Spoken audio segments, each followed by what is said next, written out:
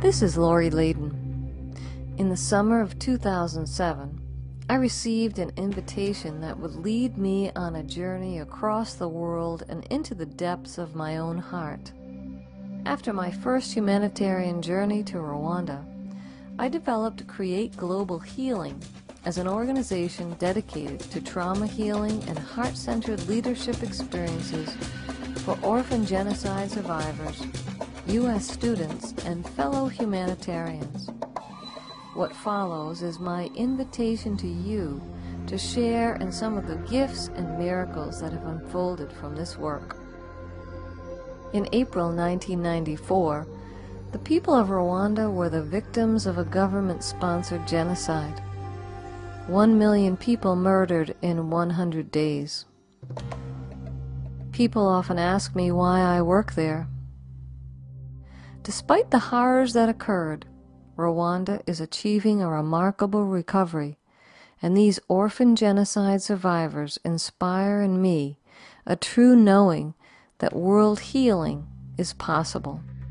Yet many still suffer, especially the 1 million orphans now aged 16 to 25, living with the physical and emotional scars of gruesome memories, mutilation, disease, and poverty, with little hope for the future. These are the young people we serve. We work with one group of 550 teenage orphans living in the poorest remote high school orphanage at the top of a mountain where few people travel to. With no running water or electricity, these teenagers live in cramped quarters with as many as 250 living in one room. They eat meat only 3 times a year and must find other places to live during summer break. In the capital city of Kigali, we work with another group of over 100 orphan genocide survivors, head of households, young adults caring for 2 to 6 other children since the time of the genocide.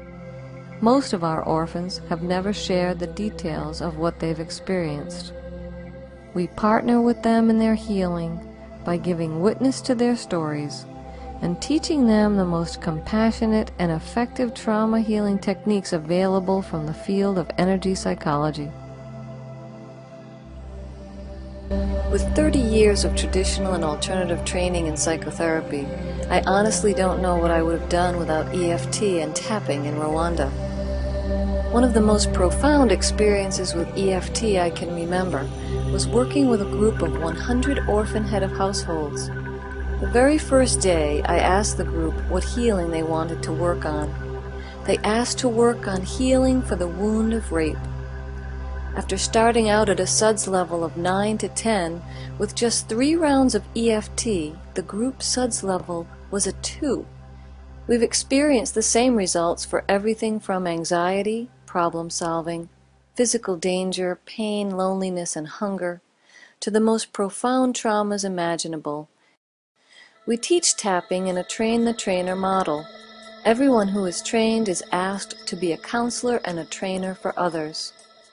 During our first program at the orphanage, we trained 60 students and 15 teachers who were then tasked with training the other 600 orphans at the school.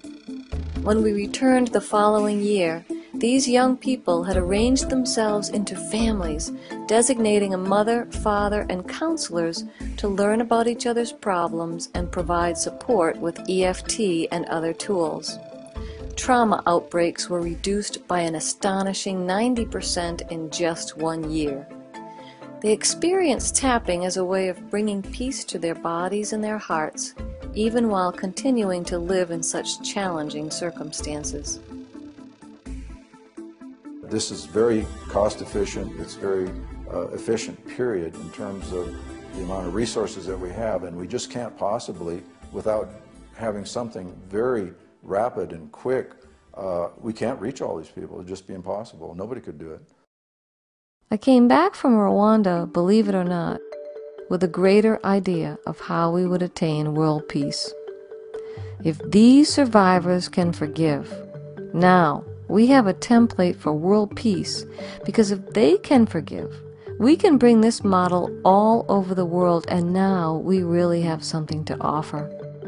Imagine an international youth healing center, what we're calling Project Light, where young people receive basic needs, healing, training, and real opportunities for economic independence and the freedom to become heart-centered leaders.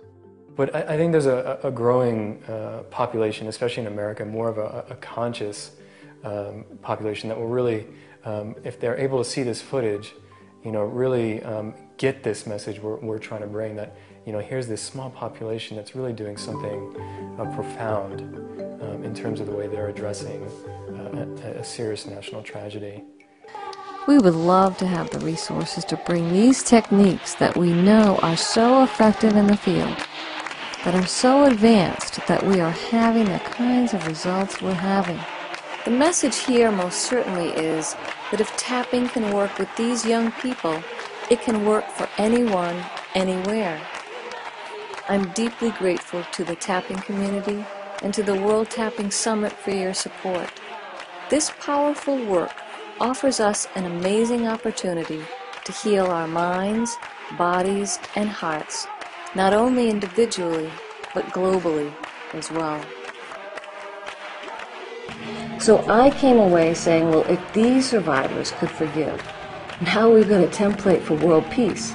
Because if they can forgive, we can bring this model all over the world, and now we really have something to offer. That's what has inspired me, and sure would like to get that word out.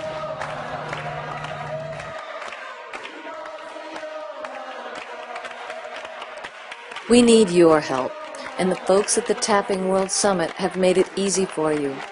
When you pick up a copy of the Tapping World Summit, digital or hard copy, they will donate 100% of sales until we reach our goal to raise $25,000. What a perfect fit. You help others and you help yourself at the same time. You can and do make a difference. Thank you.